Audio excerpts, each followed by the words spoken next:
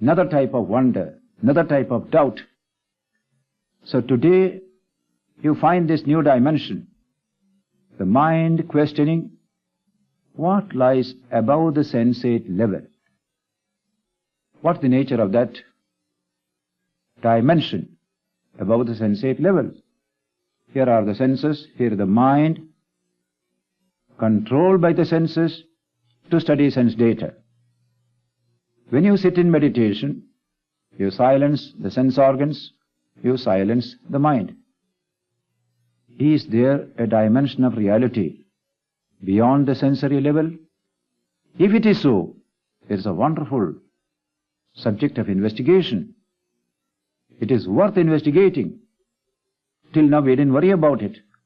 Today we are compelled to go into it. Why? Because all the knowledge the physical sciences have given us, all the power that they have given to our hands, have made our life comfortable, but not fulfilled. So many problems have arisen. We say normally, knowledge destroys fear.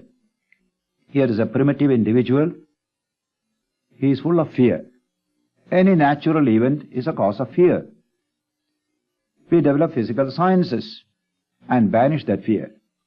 Today's man has no fear of nature's phenomena because we understand it, we grip it. So knowledge destroys fear is a beautiful statement. And yet when you study it deeply, we have enormous knowledge today. But can we say we have no fear? The ruling state of the human mind today in this 20th century is fear. All stress and strain comes from fear. All the psychic distortions of man come from fear. Only we have shifted fear from one field to another field. Till now it was in the external field, to the primitive man. That we have banished. We are not afraid of these things. But nameless fears come and assail us every minute. They give us tension.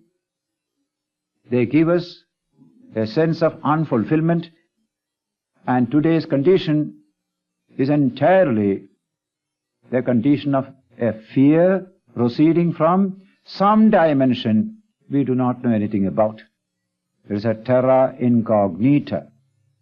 It is that terra incognita that we are eager to discuss today, both from theoretical point of view and from practical point of view. Practical point of view, I have already said, why should I remain peaceless and tense when I have everything around me? Very practical question. Most people have everything the body and mind need. Food, shelter, clothing, comfort, pleasure, all the gadgets, everything is there. And a first-class house. But yet, I am not happy. I am not fulfilled. I can't live at peace with the next individual. I can't communicate with that individual. What has happened to me? Some profound unfulfillment. A tremendous sense of fear and anxiety. The word anxiety comes again and again in modern literature. What is it due to? This question when you ask, you turn to the great sages of the Upanishads, 4,000 years ago, who dealt with this subject with a thoroughness rarely equaled in history. A study of man in depth. We study him from the outside, just like we study any object in this world. That's what physical sciences do, starting with astronomy, physics, chemistry, botany, zoology. Then we study the human system, physiology, anatomy, neurology. Then we go to behavioristic psychology. All this is an external study based on sensory data. All this constitutes physical science. After all these studies, something is missing. Some nameless fear is gnawing at my heart. And that is the prevailing condition of man in this beautiful civilization of ours. That is why the mind is compelled to seek for another avenue to human life and human destiny. Physical science alone will not do. There must be a science higher than this, which goes deeper into the human system. And what is that? Vedanta, in the ancient Upanishads, after a thorough investigation into this great subject, told us this is the science of man in depth.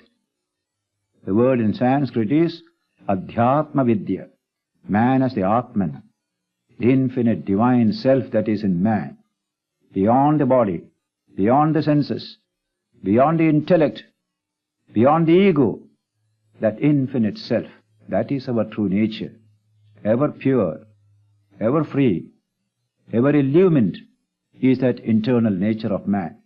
These senses cannot reveal that. This mind cannot reveal it. So long as the mind is tied to the sense organs, this mind cannot reveal it. And yet, it is part and parcel of our experience. How to understand it?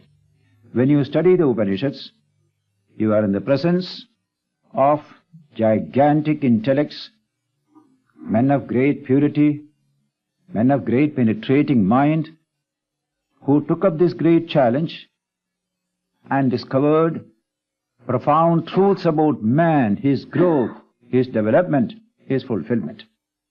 I use the word truths, not opinions, because the word used in science is truth. Science discovers truth, truth of nature. Here also, this science discovers truth about man, the depth of the human spirit. What is there? It must be realized. It must be experienced. India developed, therefore, from very ancient times, along with physical sciences, a science of religion.